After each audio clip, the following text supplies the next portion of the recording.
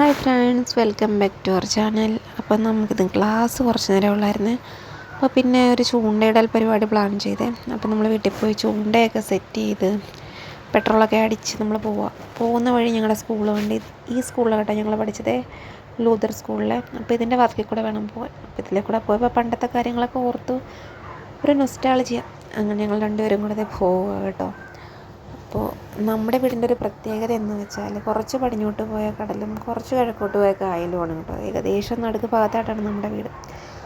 അപ്പോൾ നമ്മുടെ സ്ഥലം എത്തിയ ഈ കടവിലാകട്ടെ നമ്മൾ ചൂണ്ടിടാൻ പോകുന്നത്. ഞാൻ ഫസ്റ്റ് ടൈം വരും കേട്ടോ ഈ കടവിൽ. നമ്മൾ അപ്പുറത്തോട്ടൊക്കെ വന്നിട്ടുണ്ടെങ്കിലും ഈ കടവിൽ ആദ്യമായിട്ടാണ് വരുന്നത്. അപ്പോൾ പിന്നെ നമ്മളിവിടെ ഇറങ്ങി നമ്മൾ നോക്കി കേട്ടോ ഇവിടെ ആരെങ്കിലും ഉണ്ടോയെന്ന്. കാരണം കുറേ പേര് വരും ഇതുപോലെ ചൂണ്ടിടാനായിട്ടൊക്കെ. നമ്മളടുത്താണെങ്കിലും എപ്പോഴും ഒന്നും വരാറില്ല കേട്ടോ, വല്ലപ്പോഴൊക്കെ വരത്തുള്ളൂ.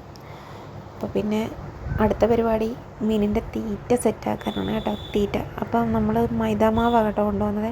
മാവ് കുഴച്ചിട്ടില്ല, പൊടിയാണ് കൊണ്ടുവന്നത്. പിന്നെ നമുക്കിവിടെ വന്നിട്ട് വേണം സെറ്റാക്കാൻ. അപ്പോൾ അതേ ശ്രുതി സെറ്റാക്കാമെന്ന് പറഞ്ഞിട്ട് എനിക്ക് വലിയ എക്സ്പീരിയൻസ് ഇല്ല. മാവ് കുഴയ്ക്കാൻ അറിയത്തില്ലെന്നല്ല, ഇതിനൊരു പരുവമുണ്ടല്ലോ, ഒരുപാട് നനഞ്ഞു പോയാൽ പിന്നെ ശരിയാകത്തില്ല. അപ്പോൾ പിന്നെ അവിടെ നിന്ന് തന്നെ വെള്ളം എടുത്ത് അങ്ങ് കുഴയ്ക്കാൻ തുടങ്ങി.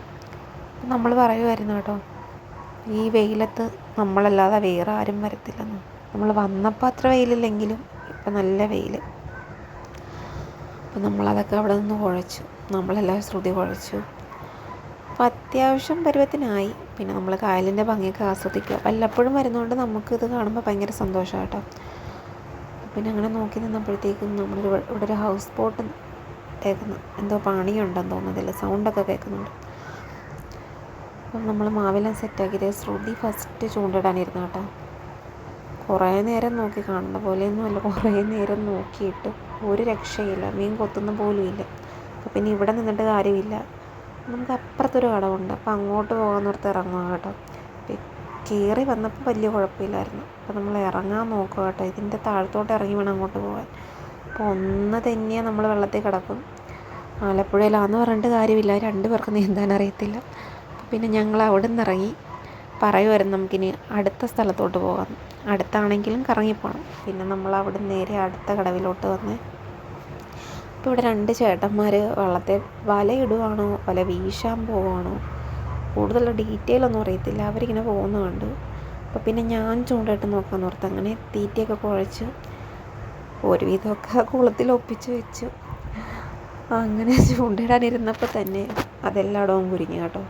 ആ പോളയിലും എൻ്റെ കാലിലും അങ്ങനെ ഒരു വിധം ഇതൊക്കെ വീണ്ടും റെഡിയാക്കി ചൂണ്ടയിടാനിരുന്നു. പക്ഷേ ഇവിടെ ഇരുന്നപ്പോൾ കൊത്തുന്നുണ്ട് കേട്ടോ കാര്യമായിട്ട്. മീനെല്ലാം വന്ന് കൊത്തി തീറ്റ എടുത്തുകൊണ്ട് പോവുക, അല്ല നമുക്കൊന്നും കിട്ടുന്നില്ല. അപ്പോൾ പിന്നെ ശ്രുതി ഇട്ട് നോക്കാമെന്ന് പറഞ്ഞ് ശ്രുതിയും കുറേ നോക്കി. ശ്രുതി ഇരുന്നും നിന്നും നടന്നും ഒക്കെ ഇട്ട് നോക്കിയിട്ട് ഒരു രക്ഷയില്ല. നമുക്ക് എന്തായാലും വന്നതല്ലേ, അങ്ങനെ അങ്ങ് പോവണ്ട, കുറച്ച് നോക്കിയിട്ട് പോകാമെന്നും പറഞ്ഞ് നിൽക്കുക. അപ്പോൾ ശ്രുതി ഇട്ടിട്ടും കാര്യമായിട്ട് കൊത്തുന്നുണ്ട് കേട്ടോ. പക്ഷെ നമ്മുടെ തീറ്റയും കൊണ്ട് പോവുക. അപ്പോൾ അവർക്കൊക്കെ എന്തായാലും ഏകദേശം വയറ് നിറഞ്ഞിട്ടുണ്ട്. അപ്പോൾ പിന്നെ നമ്മളോർത്ത് ഇവിടെ നിന്നിട്ട് കാര്യമില്ല, ഈ വെയിലും കൊണ്ട് നിന്നിട്ട് ഒരു കാര്യമില്ലെന്ന് ഓർത്ത് പിന്നെ മീൻ കിട്ടാത്ത സങ്കടം ഞങ്ങൾ 2 ചായയിൽ ഒതുക്കി കേട്ടോ. അങ്ങനെ നമ്മൾ കടയിൽ പോയി 2 ചായ കുടിച്ചാൽ ടാറ്റാ.